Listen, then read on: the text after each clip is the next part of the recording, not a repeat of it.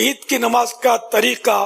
حنفی فقہ کے مطابق، پہلے اس طرح نیت کیجئے، میں نیت کرتا ہوں 2 رکعت نماز عید الفطر یا عید الاضحیٰ کی، 7 6 زائد تکبیروں کے، واسطے اللہ کے، پیچھے اس امام کے، پھر کانوں تک ہاتھ اٹھائیے اور اللہ اکبر کہہ کر باندھ لیجئے اور ثنا پڑھیے، پھر کانوں تک ہاتھ اٹھائیے اور اللہ اکبر کہتے ہوئے لٹکا دیجئے، پھر ہاتھ کانوں تک اٹھائیے اور اللہ اکبر کہہ کر لٹکا دیجئے، پھر کانوں تک ہاتھ اٹھائیے اور اللہ اکبر کہہ کر باندھ لیجئے، پھر امام الحمد شریف اور سورہ بلند آواز کے ساتھ پڑھے، پھر رکوع کرے، پھر دوسری رکعت میں پہلے الحمد شریف اور سورہ بلند آواز کے ساتھ پڑھے، پھر 3 بار کان تک ہاتھ اٹھا کر اللہ اکبر کہے اور چوتھی بار بغیر ہاتھ اٹھائے اللہ اکبر کہتے ہوئے رکوع میں جائیں اور قاعدے کے مطابق نماز مکمل کر لیں۔ بخاری کی روایت حضرت سیدنا انس رضی اللہ عنہ سے ہے، حضور صلی اللہ تعالی علیہ وآلہ وسلم عید الفطر کے دن تشریف نہ لے جاتے، جب